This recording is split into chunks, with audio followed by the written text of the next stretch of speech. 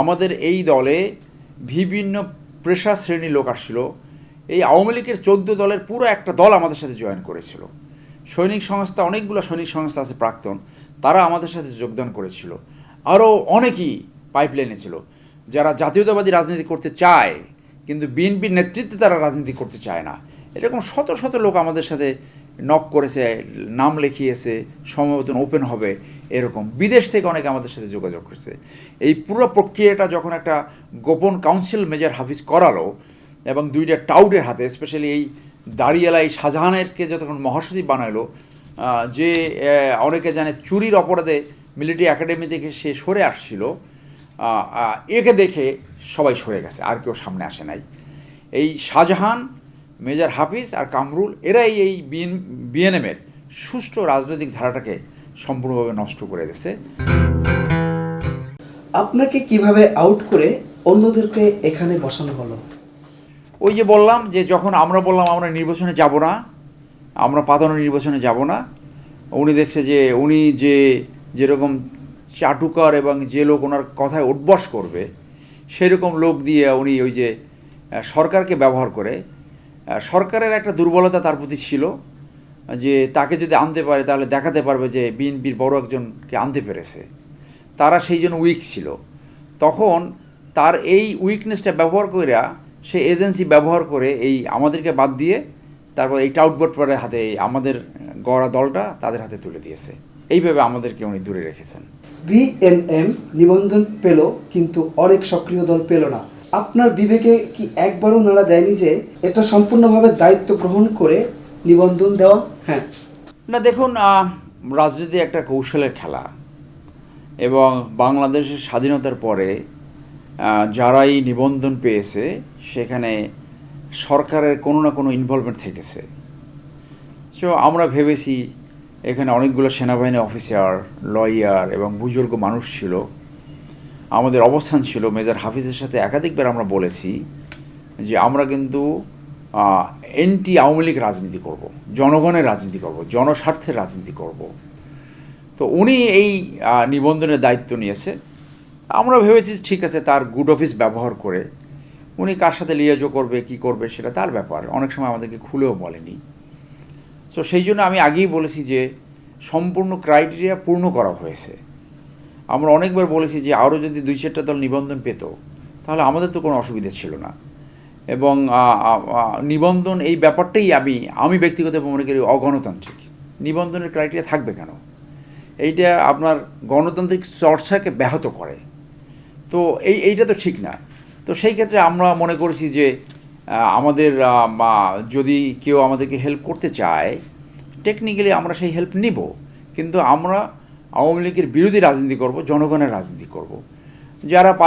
যারা পায় নাই তাদেরও অনেক কারণ ছিল না পাওয়ার। তো সেই জন্য আমরা মনে করি যে সেই কৌশলে, নিবন্ধন পাওয়ার কৌশলে আমরা অতিক্রম করেছি, এবং সেইখানে আমাদের যে নীতি আদর্শ ছিল যে আমরা আওয়ামী লীগের বিপক্ষে রাজনীতি করব, নিবন্ধন পাওয়ার পরে সেইটা মেজর হাফিজ ঘুরিয়ে দিলেন, উনিই নষ্ট করলেন। যে আমরা যদি নির্বাচনে না যেতাম আমাদেরকে জোর করে নিতে পারতো। এই যে আমরা যাইনি, আমাদেরকে জোর করে নিতে পেরেছে। উনি পাঠালেন কেন দলটাকে নির্বাচনে? এটা তো পাঠানো ঠিক হয়নি। তো নির্বাচনে না গেলে কী হতো? হয়তো 2-4 জনকে জেলে নিলেন। আমাদের তো 2টা ছেলে, মনির নামে একটা ছেলেকে মরণাপন্ন অবস্থা, হার্টের রোগী, তাকে জেলে নিয়ে গেল।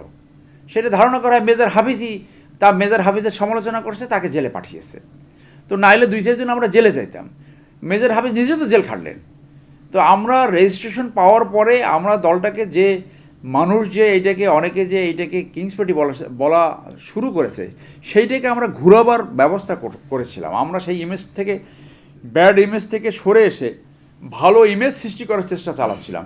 সেই মুহূর্তে উনি একটা রাতের আধারে একটা মিটিং করে দলটাকে উনি নির্বাচনে পাঠালেন। বিএনএম যদি কুক্ষিগত হয়ে যায় তাহলে আপনার মতো নেতারা কেন আদালতের দ্বারস্থ হলেন না?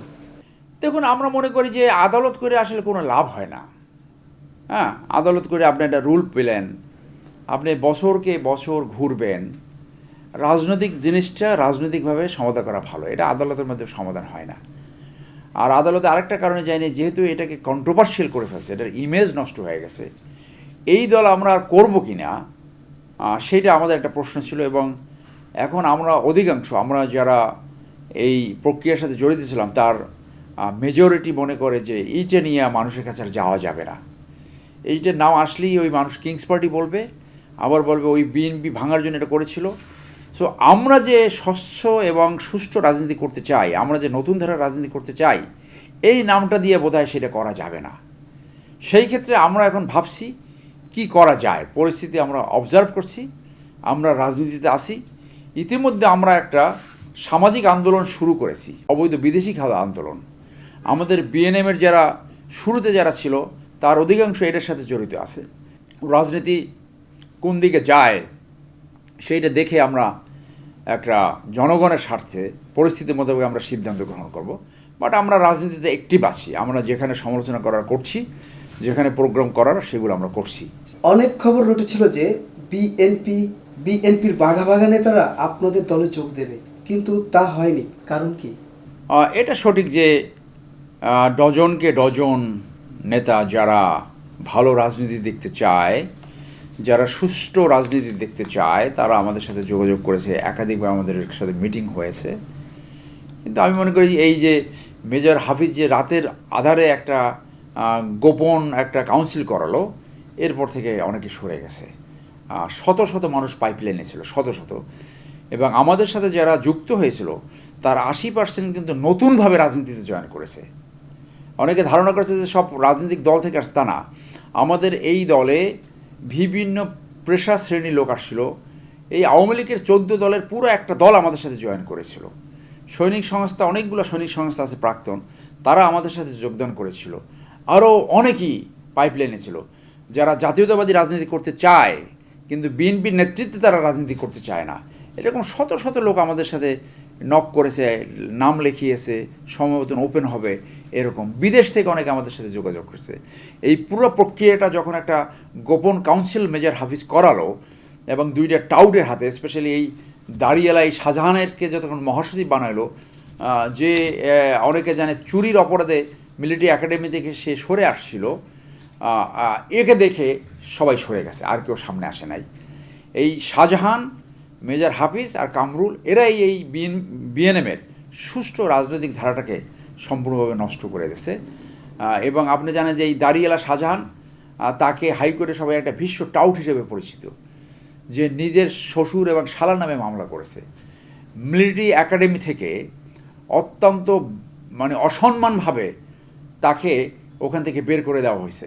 ক্যাডেট ব্যাটালিয়নের সামনে চুরির অপরাধে, অনৈতিকতার কারণে আপনার প্রোমালগেশন প্যারেড বলে, প্রোমালগেশন প্যারেডের মাধ্যমে 400 ক্যাডেট ব্যাটালিয়ন, 400 ক্যাডেট দাঁড়ায় থাকে, তার সামনে দাঁড়া করায়া এডজুটেন্টের আদেশে এরকম বেল্ট খুলিয়া নিয়ে যায় প্রথম, ফাঁসির ঝুলাবার জন্য, ফাঁসির দড়িতে ঝুলাবার মতো অবস্থা। তারপর মনে করেন ক্যাপটা এরকম একটানে নিয়ে যায়, নিয়ে গিয়ে ক্যাপ বেসটা খুলে ফেলায়। ওইভাবে সবার সামনে এই শিক্ষা দেওয়ার জন্য যে ভবিষ্যতে কোনো দিন এরকম অনৈতিক কাজকর্ম, এইভাবে তাকে মিলিটারি একাডেমির গেট থেকে বের করে দেওয়া হয়েছে। কিন্তু ওই চোরে নাশের ধর্মের কাহিনী, এই এই এই এই এই টাউট জানে সে বিএনএমের কিছু করে নাই, বলে বেলায় সে এই 2জন বা 3জন লোক আনছে, সে বলায় যে সে বিচারপতি হিসেবে নাকি তাকে নিয়োগ দিয়েছিল, বিএনপির জন্য সে বিচারপতি হয় নাই। 200% মিথ্যা কথা। এইরকম টাউট, মিথ্যা কথা বলতে তার 1 সেকেন্ডও লাগে না। তো আমি সেই জন্য বললাম যে এইরকম একটা লোকের হাতে যখন বিএনএমটা তুলে দিল, তখন বিএনএমের যারা আসতে চেয়েছিল, যারা মনস্তাপ করছিল, যারা যোগাযোগ করছিল, সবাই একদম রাইট অ্যাওয়ে তারা সব সরে গেছে। তো এই জন্যই আমি বলি যে মেজর হাফিজের জায়গা থেকে এই কাজটা তার করা ঠিক হয় নাই। তিনি যদি না আসেন, fine, thank you very much, আপনি আইসেন না। কিন্তু দলটা যারা প্রথম গঠন করছে তারা সিদ্ধান্ত নিত, আমরা সিদ্ধান্ত নিতাম গণতান্ত্রিকভাবে আমরা নির্বাচনে যাব কি যাব না। গণতান্ত্রিকভাবে এটা সভাপতি নির্বাচন হবে, গণতান্ত্রিকভাবে সেক্রেটারি নিযুক্ত হবে, এবং আর বলছি 2 টার্মের বেশি কেউ থাকবে না। সেই পুরো জায়গাটা উনি নষ্ট করেছেন। মেজর হাফিজের সঙ্গে সাকিব আল হাসান কি যোগাযোগ করে বিএনএম এর যুক্ত হতে চেয়েছিলেন? পুরো ঘটনা যদি খুলে বলতেন। এটা আমার জানা নাই। এটা যখন আমাদের সাথে উনি যোগাযোগ বন্ধ করে দিলেন, আমাদের সাইডলাইন করে দিলেন, তখন ওই যে কামরুল নামে একটা ছেলে, সে সম্ভবত সাকিবকে নিয়ে আসছে। সাকিবের জয়েনিং, তার বাসায় যাওয়া, এইগুলো কোনো কিছু আমাদের জানা নাই। তবে যে গোপন মিটিংয়ের মাধ্যমে রাতের অন্ধকারে যে একটা কাউন্সিল বলতেছে, যেটাকে অবৈধ একটা কাউন্সিল, ওইখানে যে একটা কমিটি করেছে, সেইখানে অনেকে আমাদের কাছে সেই কমিটি পাঠিয়েছে, সেইখানে উনি নিজের হাতে লিখে দিয়েছেন এবং চেয়ারম্যান এবং কো চেয়ারম্যান পদটা তিনি খালি রেখেছেন এবং অনেকগুলো নাম নিজের হাতে লিখে দিয়েছেন। তাহলে ধারণা করা যায় যে আমাদের সাথে যখন কমিউনিকেশন অফ করেছেন, আমাদেরকে যাদেরকে নির্বাচনে নিতে পারবে না তাদেরকে বাদ রেখে উনি এই পরিকল্পনা করেছিলেন এবং উনি ভেবেছিলেন যে একটা সময় উনি ওপেন হবে। পরবর্তীতে হয়তো হিসেবে মেলে নাই, সেই জন্য উনি আসে নাই। আর সাকিব দেখেছে যে খুব সহজে এমপি হওয়ার একটা সুযোগ আসছে, সেও সেই চান্স মিস করে নাই।